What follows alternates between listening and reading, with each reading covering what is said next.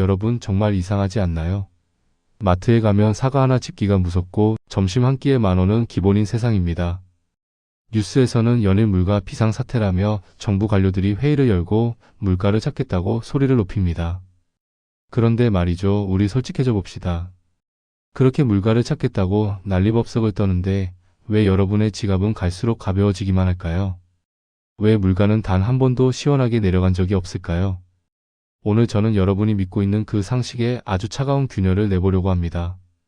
사실 국가는, 아니 전 세계 모든 정부는 내심 인플레이션을 원하고 있습니다. 겉으로는 물가 안정을 외치지만 속으로는 물가가 야금야금 오르기를, 그래서 여러분이 가진 돈의 가치가 조금씩 녹아내리기를 간절히 바라고 있다는 뜻입니다. 이건 음모론이 아닙니다. 차가운 수학이자 국가라는 거대한 조직이 생존하기 위한 생존 전략입니다. 오늘 이 영상을 끝까지 듣고 나면 여러분은 왜 정부가 결코 인플레이션을 멈추지 않는지, 그리고 왜 우리가 죽어라 처충만해서는 절대로 시스템의 승자가 될 수 없는지 그 소름 돋는 이유를 깨닫게 되실 겁니다. 자, 첫 번째 비밀부터 파헤쳐 보죠. 국가는 왜 인플레이션을 사랑할 수밖에 없는가? 가장 큰 이유는 국가는 이 세상에서 가장 큰 빚쟁이이기 때문입니다. 여러분, 대한민국 정부의 빚이 얼마인지 아십니까? 무려 1100조 원을 넘어섰습니다. 전 세계로 눈을 돌리면 미국은 수천조, 수만조 단위의 빚을 지고 있죠. 만약 여러분이 누군가에게 10억을 빌렸다고 가정해 봅시다. 이 빚을 갚는 가장 고통스러운 방법은 잠 안 자고 일해서 원금을 꼬박꼬박 갚는 겁니다. 하지만 가장 쉬운 방법이 하나 더 있습니다. 바로 돈의 가치를 쓰레기로 만드는 거죠. 예를 들어볼까요? 30년 전에 1억 원은 강남의 아파트를 살 수 있는 거금이었습니다.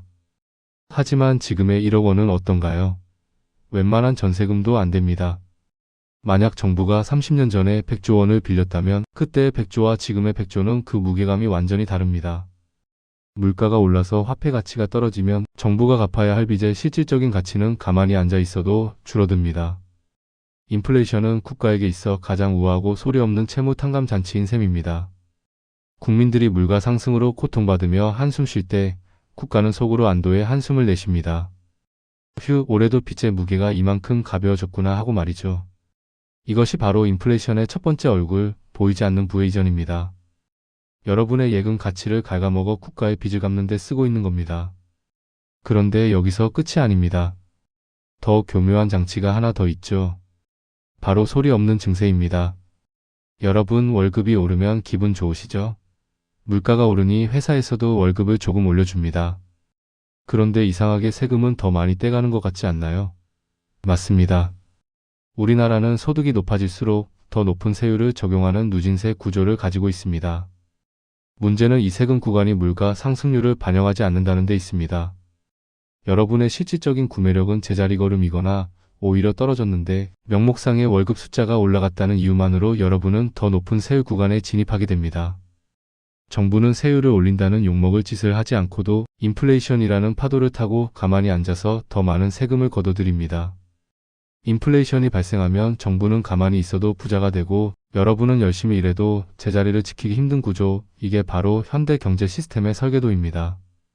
여러분, 주머니 속에 있는 5만원권 지폐 한 장을 떠올려 보십시오. 이 종이 한 장을 만드는 데 드는 실제 비용은 얼마일까요? 단돈 수백 원에 불과합니다. 하지만 정부는 여기에 5만원이라는 강력한 약속을 새겨넣고 그 차액인 49,000원 넘는 돈을 고스란히 국가의 수익으로 가져갑니다. 이걸 바로 화폐 주조 차익이라고 부릅니다. 문제는 정부가 돈을 더 많이 찍어낼수록 발생합니다. 시중에 돈이 흔해지면 당연히 돈의 가치는 떨어지고 물가는 치솟죠. 이건 마치 정부가 국민들의 지갑에 몰래 손을 넣어 돈을 조금씩 빼가는 것과 다를 바 없습니다. 그런데 왜 아무도 항의하지 않을까요? 직접 세금을 걷는 게 아니라 물가 상승이라는 안개 뒤에 숨어서 불을 빼앗아가기 때문입니다. 경제학자 밀턴 프리드먼은 이를 두고 인플레이션은 입법 절차 없이 부과되는 유일한 세금이라고 일갈했습니다. 그렇다면 정부는 왜 이 위험한 마법을 멈추지 않을까요? 바로 소리 없는 증세의 달콤함 때문입니다. 여러분, 만약 정부가 내년부터 모든 국민의 세금을 5%씩 일괄 인상하겠습니다 라고 발표한다고 칩시다. 아마 전국에서 난리가 나고 정권이 위태로워질 겁니다. 하지만 물가가 5% 올랐습니다 라고 하면 사람들은 정부를 욕하기보다 마트 사장님이나 산유국을 탓합니다. 여기서 기막힌 마법이 일어납니다. 물가가 올라서 여러분의 연봉이 5% 올랐다고 가정해보죠. 내 실제 생활 형편은 나아진 게 없는데 명목상의 숫자가 커졌다는 이유로 여러분은 더 높은 소득세 세율 구간에 걸리게 됩니다. 정부는 세율을 단 1%도 올리지 않았지만 인플레이션 덕분에 가만히 앉아서 여러분의 주머니로부터 더 많은 세금을 뜯어가는 겁니다. 이것이 바로 정부가 인플레이션을 소리 없이 강한 조세 도구로 활용하는 방식입니다. 이제 세 번째 파트로 넘어가 볼까요? 바로 명목 임금의 환상과 고용 지표의 비밀입니다. 정부가 가장 두려워하는 게 뭘까요? 바로 실업률입니다. 사람들이 일자리를 잃고 거리에 나오면 정권은 유지될 수 없습니다. 그런데 인플레이션은 이 실업률 문제를 해결하는 아주 비겁하지만 영리한 해결책이 됩니다. 경제학에는 임금의 하방 경직성이라는 말이 있습니다. 사장이 직원에게 회사가 어려우니 내년부터 월급 10% 깎자고 하면 받아들일 직원이 있을까요? 아마 다들 그만두거나 파업을 할 겁니다. 하지만 월급은 그대로 동결하고 물가가 10% 오르면 어떻게 될까요? 직원들은 불평을 하겠지만 일단 회사는 계속 다닙니다. 사실상 월급이 10% 깎인 것과 똑같은 효과지만 눈에 보이는 숫자가 깎이지 않았다는 이유로 노동자들은 저항을 덜하게 됩니다. 기업은 인건비 부담을 덜어내어 고용을 유지할 수 있고 정부는 덕분에 낮은 실업률이라는 성적표를 받아듭니다. 인플레이션이 노동자의 실질 임금을 깎아 기업과 정부의 배를 불려주는 완충작용을 하고 있는 셈입니다. 결국 이 모든 시스템은 하나의 결론으로 향합니다. 국가는 결코 물가가 내려가는 디플레이션을 허락하지 않습니다. 물가가 내려가면 사람들이 소비를 미루고 기업은 망하며 무엇보다 정부의 그 거대한 부채가 눈덩이처럼 커져서 국가 시스템 자체가 붕괴하기 때문입니다. 그래서 정부와 중앙은행은 어떻게든 매년 2% 정도의 물가 상승률을 목표로 삼고 돈을 풀어댑니다. 여러분의 돈 가치를 매년 2%씩 강제로 녹여버리겠다고 공식적으로 선언하고 있는 겁니다. 자, 그럼 마지막으로 가장 중요한 질문이 남았습니다. 이 거대한 연극 속에서 인플레이션이라는 파도가 우리를 덮칠 때 우리는 무엇을 해야 할까요? 자, 이제 마지막 질문이자 가장 잔인한 진실 앞에 마주 서야 할 시간입니다. 국가와 중앙은행이 한 팀이 되어 매년 우리 돈의 가치를 깎아내리는 이 거대한 설계도 속에서 우리는 어떻게 살아남아야 할까요? 아니, 어떻게 해야 이 시스템을 역이용해서 부의 사다리를 올라탈 수 있을까요? 세 번째 파트의 결론은 명확합니다. 여러분, 이제 현금의 몰락을 인정해야 합니다. 우리는 어릴 때부터 근면 성실하게 일해서 꼬박꼬박 저축해라라는 말을 듣고 자랐습니다. 하지만 이 말은 인플레이션이라는 괴물이 존재하지 않는 평행세계에서나 통하는 조언입니다.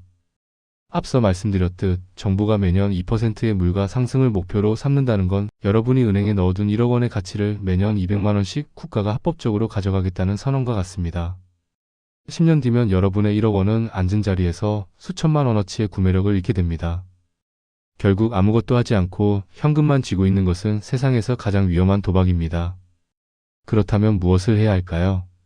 국가가 인플레이션을 통해 부채를 희석하는 그 방식을 우리도 똑같이 따라 해야 합니다. 첫째, 실물 자산이라는 방패를 드십시오. 인플레이션 시대에는 종이돈의 가치는 떨어지지만 그 돈으로 살 수 있는 물건의 가치는 올라갑니다. 부동산, 주식 그리고 금과 같은 실물 자산은 인플레이션이라는 파도를 타고 함께 떠오르는 배와 같습니다. 국가는 화폐를 무한정 찍어낼 수 있지만 서울의 요지에 있는 토지나 전 세계 사람들이 사용하는 아이폰을 만드는 기업의 주식은 마음대로 찍어낼 수 없기 때문입니다. 둘째, 좋은 부채를 활용하는 법을 배워야 합니다. 사람들은 흔히 빚은 무조건 나쁜 것이라고 생각합니다.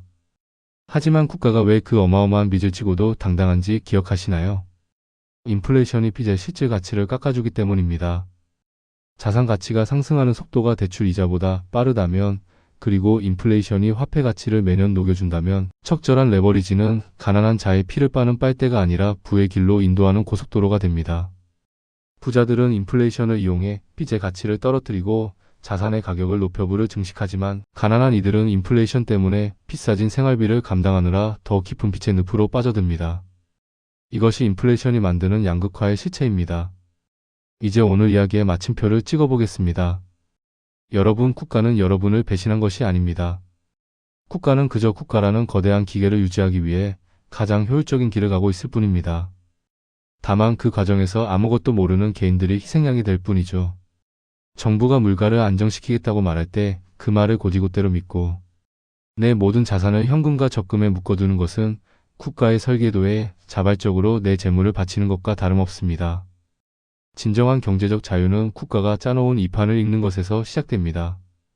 돈은 이제 저장하는 대상이 아니라 가치가 변하지 않는 무언가로 끊임없이 치환해야 하는 대상입니다. 오늘 이 영상이 여러분의 머릿속에 박혀있던 성실한 저축가의 환상을 깨뜨렸기를 바랍니다. 국가가 인플레이션을 사랑한다면 여러분도 인플레이션의 파도를 타는 법을 배우십시오. 세상이 돌아가는 원리를 아는 사람에게 인플레이션은 재앙이 아니라 거대한 기회입니다. 여러분의 지갑을 지키는 것은 정부의 약속이 아니라 여러분의 차가운 통찰력입니다.